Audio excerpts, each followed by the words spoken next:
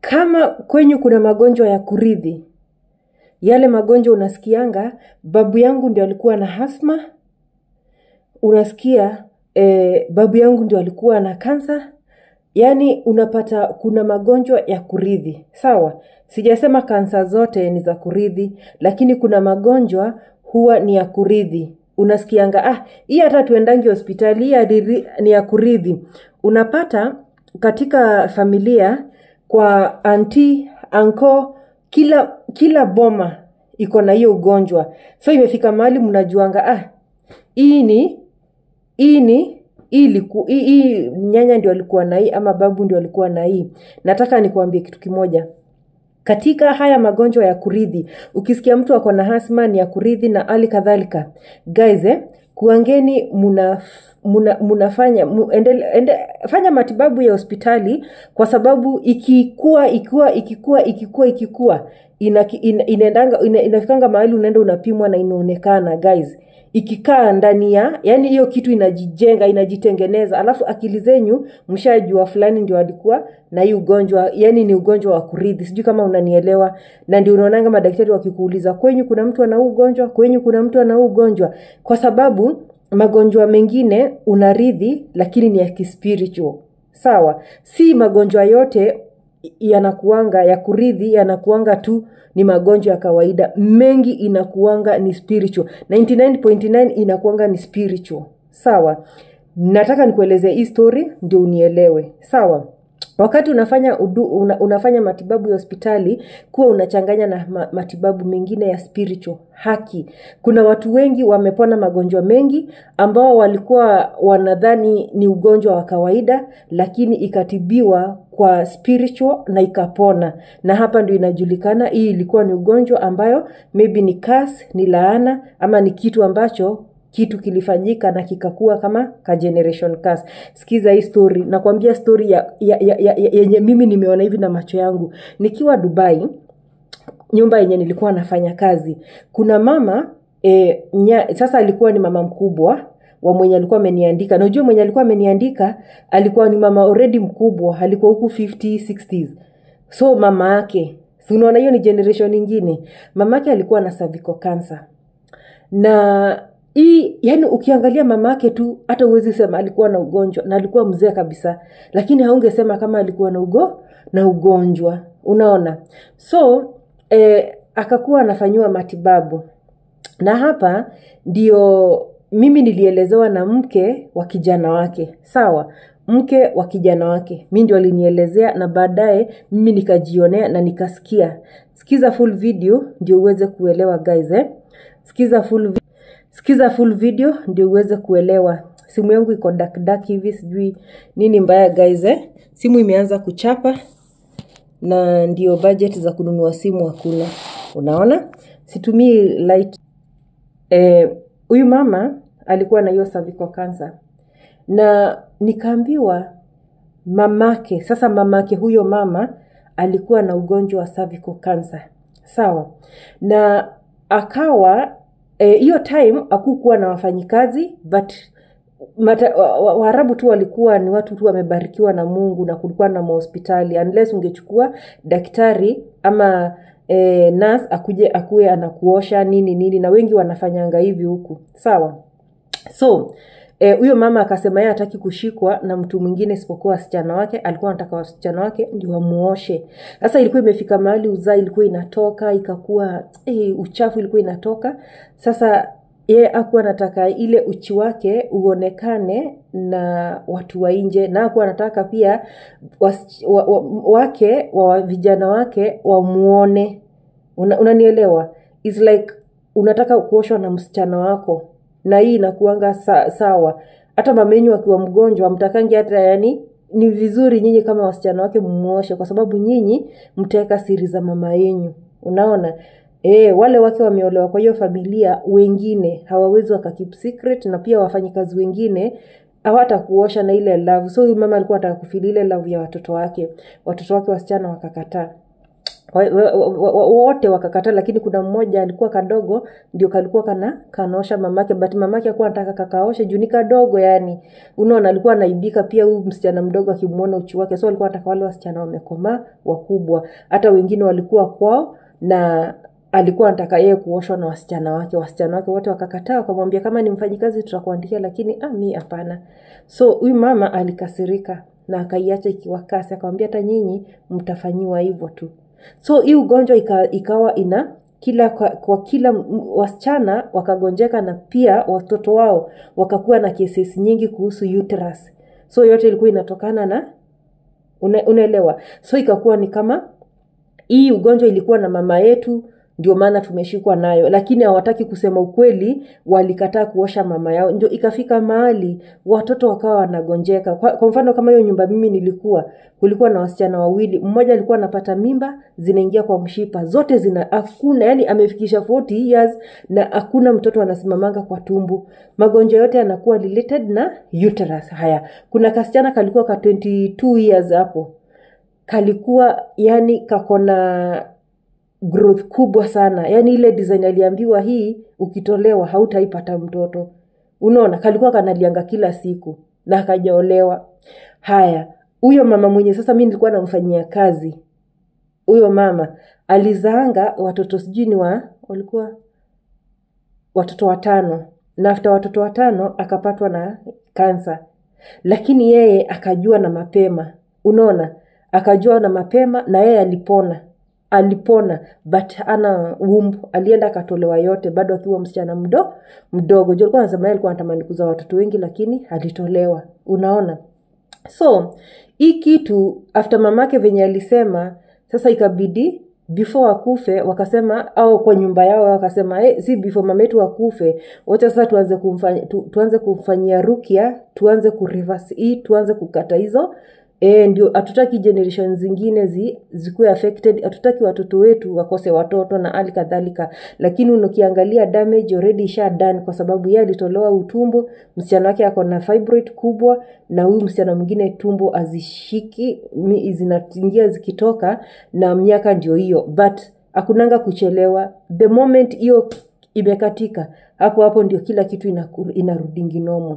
Hiyo ni ya kwanza. Sawa, na nikalani vitu nyingi sana. So huyo mama alifanywa rukia, alikuwa anafanywa rukia, watoto wote wakafanywa rukia, but before nitoke huko already huyo mama Kabir alikuwa amekufa. Hiyo kansa ilimuua, but at least walikuwa wamefanya nini? Alafu aliacha vitu zake zote bisi ndio tulikuwa tunapack.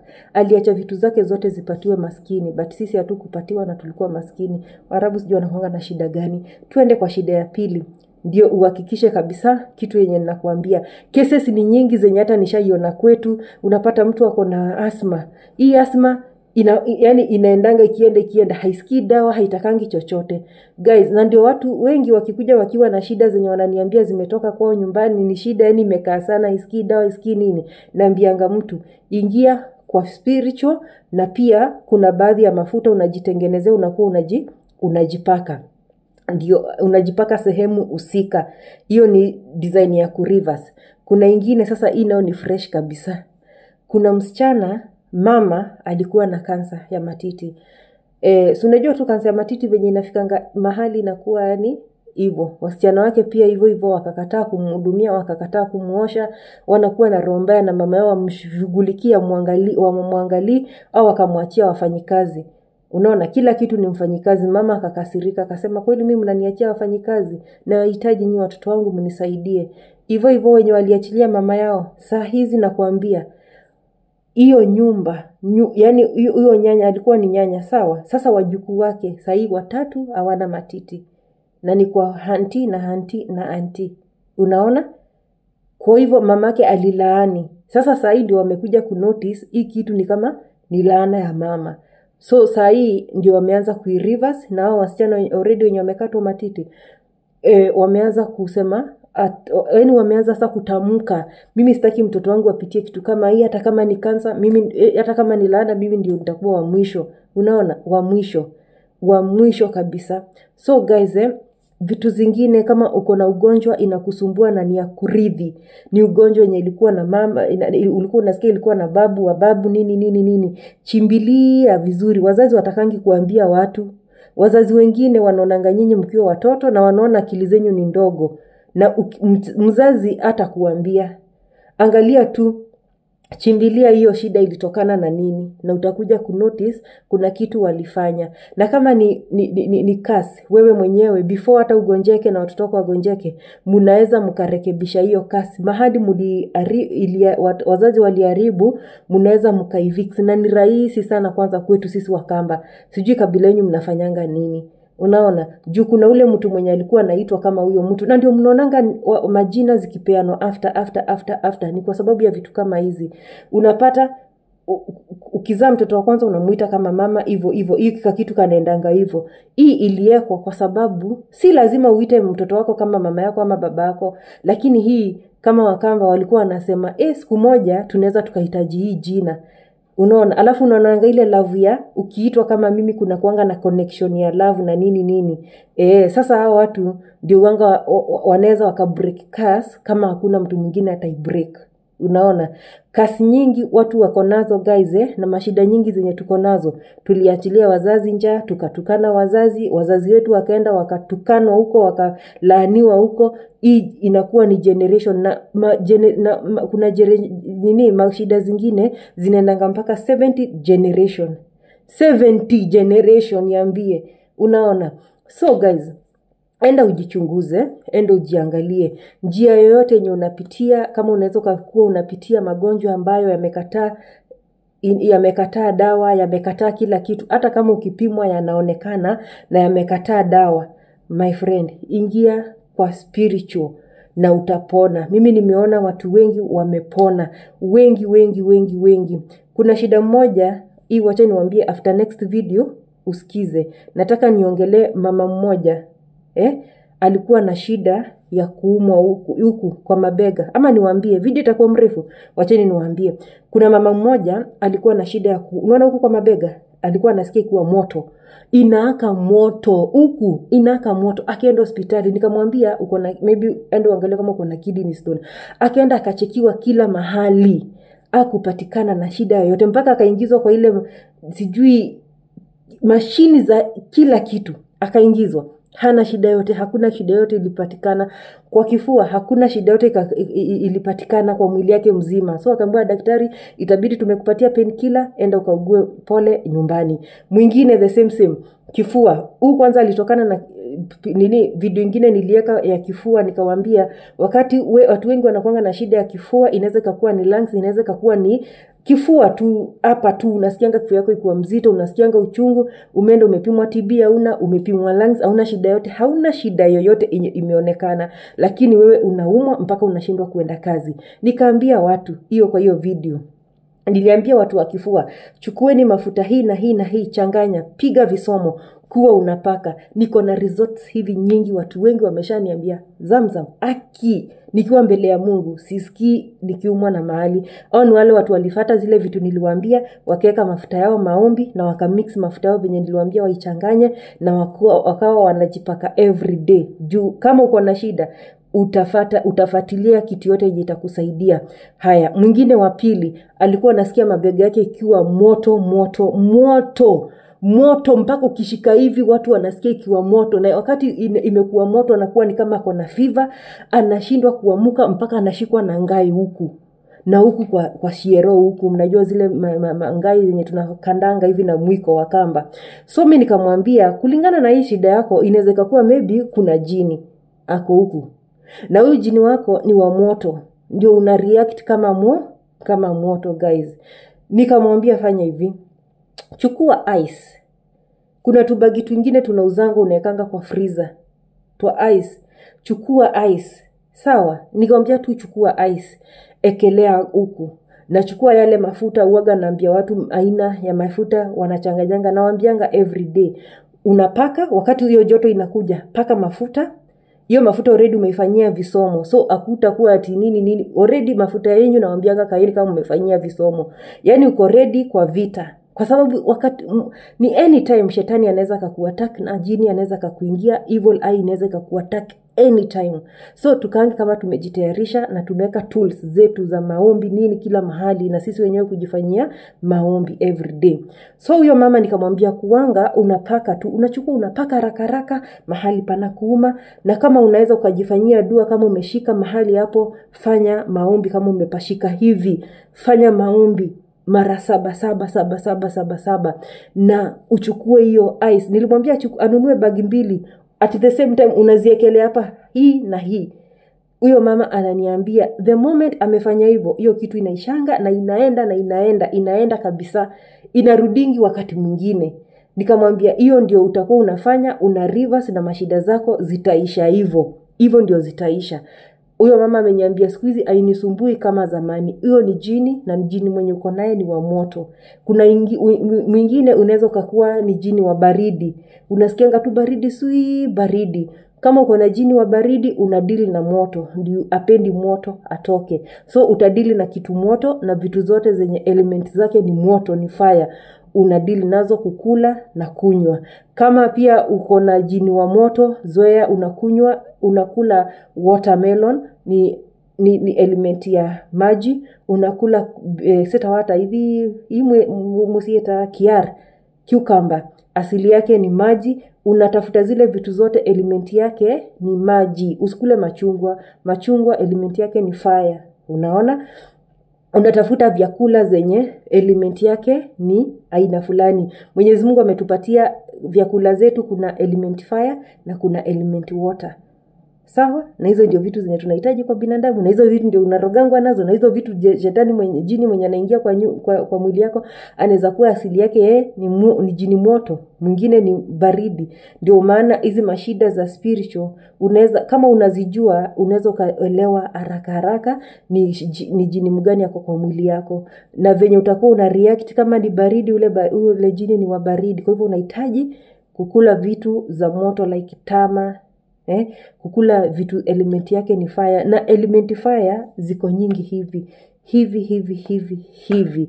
Na guys, tufike mwisho wa video. Subscribe, hit notification, like video, acha comment nzuri pale, uliza swali pale. Namba zangu zinakuanga kwa bio. Kama uko YouTube ukitaka namba yangu nakupatia. Mbarikiwe, tuendelee kwa pamoja. Na kama namba yangu, in case ukipata namba yangu unaanza na 254 +254, hiyo ni namba ya Kenya. Mbarikiwe, tuendelee kuwa pamoja. Na leo inakuanga siku nzuri sana ya kufanya cleansing, ya kufanya maombi, leo unaona, leo na Friday, hizi siku mbili kama unajua kufanya maombi vizuri. Guys, watu wengi hatujui maombi. Ukijua kufanya maombi vizuri na ujipatie time nzuri kabisa, wewe na Muumba wako, wewe na Muumba wa mbingu na ardhi, umwambie Mungu, sasa nimekuja, nataka sasa mimi nataka leo. Inakuanga the best day.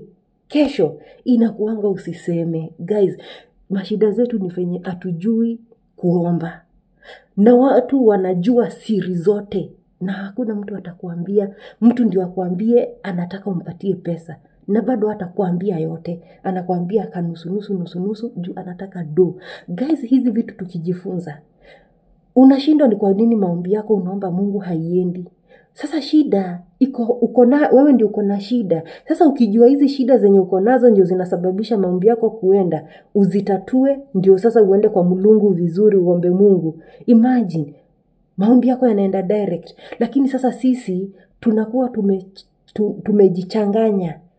Sasa unapata maombi zetu azifikangi, ziko tu hivi aziendi. Siku yenye utaacha kufanya vitu zenye unafanya za kumwasi Mwenyezi Mungu, maombi yako yatakuwa yanaenda. Alafu unatumia watu kama mamako. Ukiona maombi yako iendi, hebu ambia mamako akuombee, juu yake inaendanga direct. Ukiona maombi yako iendi, ambia mtoto wako hata kama hajui kuongea, mwambie akiombea mama, niombe. Juu maombi ya mama na mtoto hayananga pasia, ya baba sijui. Mbarikiwe, tuendelee kuwa pamoja na tutabarikiwa sisi wote.